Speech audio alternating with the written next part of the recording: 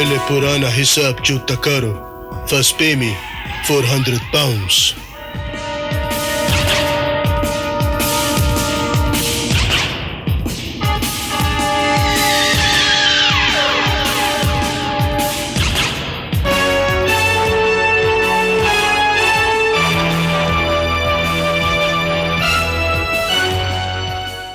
आपने हमें फ्लैट दिया, आपका ये एहसान हम जिंदगानी में कभी नहीं चुका पाएंगे। लेकिन फ्लैट देते हुए आपने एक बात का ख्याल नहीं किया राजा साहब कि ये मनीष महाजन को भी तो अपना धंधा करना है ना। वो जो ग्राउंड फ्लोर पे कोने वाला फ्लैट मिल जाता ना तो हमारे मैया बापू को चढ़ने उतरने में दिक्कत नहीं होती और नहीं आपको। मुझे भला क्या दिक्कत हो सकती है? यहीं पे तो चूक कर गए ना राजा साहेब। अरे मनीष महाजन को अपनी बिरादरी में शामिल किए हैं तो ये ससुर आना जाना तो लगा ही रहेगा ना राजा साहेब का। बहुत बोलते हो महाजन, बहुत ज्यादा बोलते हो।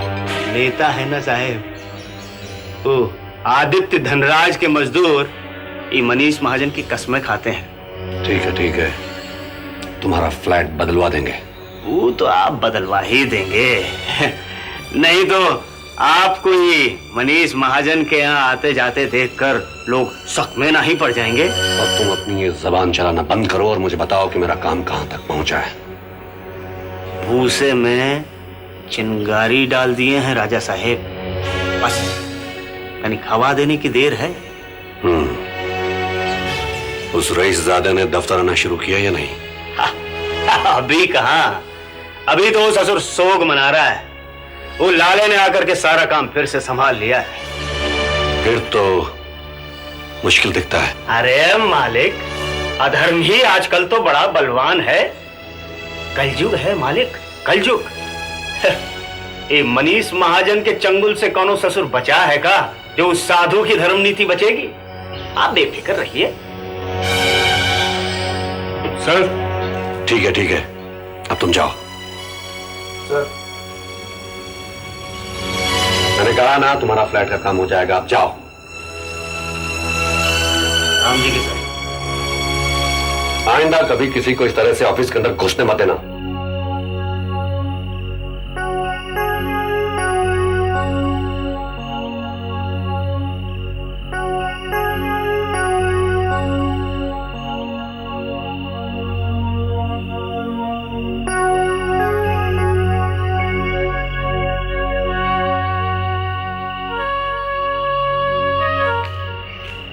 साहब, हाँ, खाना लगा दो, रात बहुत हो गई है।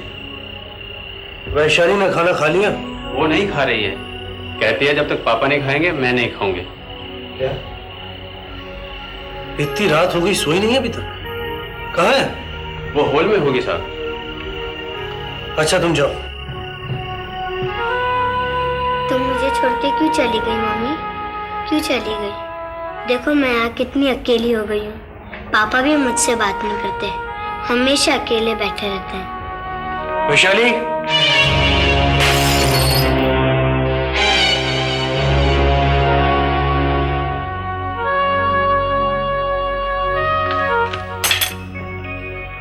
सॉरी पापा।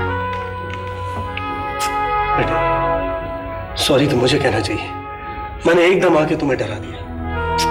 कोई बात नहीं।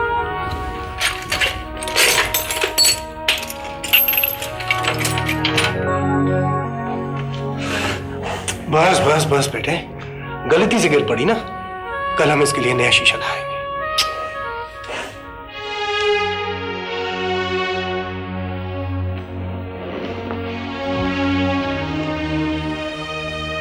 बेटे आपको मम्मी बहुत याद आती है, मुझे भी बहुत याद आती है, लेकिन अब वो चली गई हैं तो चली गई हैं। हम और आप क्या कर सकते हैं? शायद भगवान जी को यही मंजूर हो। पापा आप मुझे वहाँ बोर्डिंग स्कूल में बहुत याद आते हैं, लेकिन जब मैं यहाँ आती हूँ तो आप मुझसे बातें नहीं करते, अकेले बैठे रहते हैं। मैं अकेला बैठता हूँ? बेटे आप तो खुद सारा दिन कमरे में गुजार देती हैं, मैं किससे बात करूं? झूठ, आप तो घर पर रहते ही नहीं है और जब शाम को आते हैं तो ग्लास मंगवा लेते हैं। ठीक है, मैं कल से सीधा तुम्हारे पास आया करूंगा। लेकिन कल तो मैं वापस बोर्डिंग स्कूल जा रही हूँ। मत जाओ बेटे, मैं तुम्हारे पढ़ने का इंतजाम यहीं करवा दूंगा।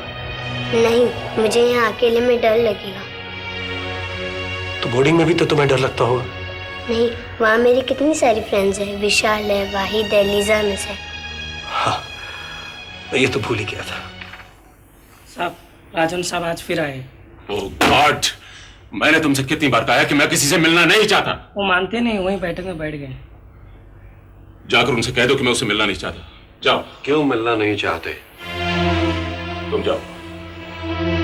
आप मुझसे यूं पिन नहीं छुड़ा सकते। मेरी बात का जवाब दीजिए। आखिर आप कब तक मुझे इस तरह से सजा देते रहेंगे? बोलिए, मेरी बात का जवाब दीजिए। मैं कौन होता हूं किसी को सजा देने वाला? आप कौन होते हैं ये आप कह रहे हैं, और मुझसे? हाँ, ये मैं तुमसे कह रहा हूं। मैं ये सोच भी नहीं सकता था कि तुम इतने गिर जाओगे। आदित्य धनराज से बदला लेने के लिए तुम गुंडों का सहारा लोगे और उनसे एक बेगुनाह का कत्ल करवाओगे। मैंने किसी का कत्ल नहीं करवाया है। मेरा यकीन कीजिए, इस मामले में मैं बिल्कुल बेकसूर हूं। बिल्कुल बेकसूर हो? है? उस मसीदे को किसने खरीदा था? बोलो। अगर तुमने उस मसीदे को नहीं खरीदा होता तो वहां उस सीमा धनराज का कत्ल हुआ होता। अधिकारी साहब, मुझे मालूम नहीं उस मसीदे की आदित्य धनराज के साथ में क्या दुश्मनी थी जिसका बदला लेने के लिए वो वहां पहुंच गया। यह सब मंतक तुम किसी और को सुनाना। अरे अगर तुम्हें हिम्मत होती तो तुम अपने बाजुओं के बल पर आदित्य धनराज से बदला ले लेते, कारोबार में उससे आगे निकल जाते, तो एक दिन वो खुद अपने आप को तुमसे छोटा महसूस करता। मुझ में कितनी हिम्मत है इससे आप अच्छी तरह से वाकिफ हैं, लेकिन हिम्मत के बावजूद कभी कभी पासा उल्टा पड़ जाए तो सब धरा का धरा रह जाता है और इंसान ओछे हथियारों पर उतर आता है। अधिकारी साहब, आप मेरे दिल पे किस तरह से नश्तर मार रहे हैं आपको इसका अंदाजा नहीं है। बहरहाल, मैं आपसे सिर्फ इतना कहने आया हूं कि आप मुझे लाख दुत्कारें, लाख अपने आप से दूर रखने की कोशिश करें, मगर मैं कभी आपका दामन नहीं छोड़ूंगा। कभी कभी तो मुझे अपने आप पर गुस्सा आने लगता है कि मैं तुम्हारे सामने इतना बेबस क्यों हो जाता हूं। शायद इसलिए कि तुम छोड़ो। नहीं अधिकारी साहब, नहीं, मैं आपको ऐसे नहीं छोड़ूंगा। बताइए मुझे, आप क्या कहने जा रहे थे? प्लीज। शायद इसलिए कि तुम्हारी शक्ल, तुम्हारे बात करने का तरीका, तुम्हारा ऊंचाइयों को छूने का जुनून, ये सब मेरे बड़े बेटे अनुपम से हूबहू मिलता है। जो आज से 15 साल पहले एक कार एक्सीडेंट में मारा गया। गॉड, इससे पहले तो कभी आपने इस ट्रेजेडी के बारे में जिक्र ही नहीं किया। इस दुनिया में अपने अंदर कौन कितने घाव दबाए हुए हैं कोई नहीं जानता, कोई नहीं जानता। सॉरी, मुझे अपने एक क्लाइंट से मिलने जाना है। बाय।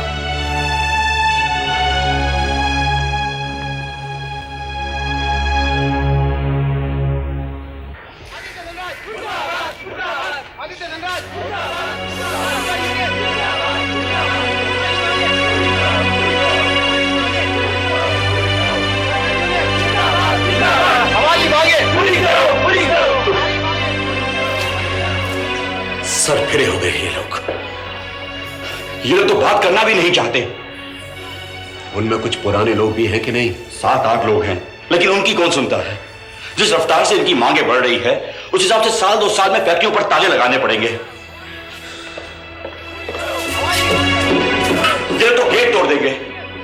मेरे ख्याल में हमें पुलिस बुलानी चाहिए। नहीं, पुलिस बुलाने से मामला बिगड़ जाएगा। चलो मैं बात करता हूँ। नहीं, आप मत चलिए। वे लोग वहां पीठ पर उतर आए हैं। उन्होंने कहीं आपसे गुस्ताखी की तो उनके साथ बात करने के सारे रास्ते बंद हो जाएंगे। तो फिर क्या करें? हमने महाजन के बाप और ससुर दोनों को बुला भेजा है।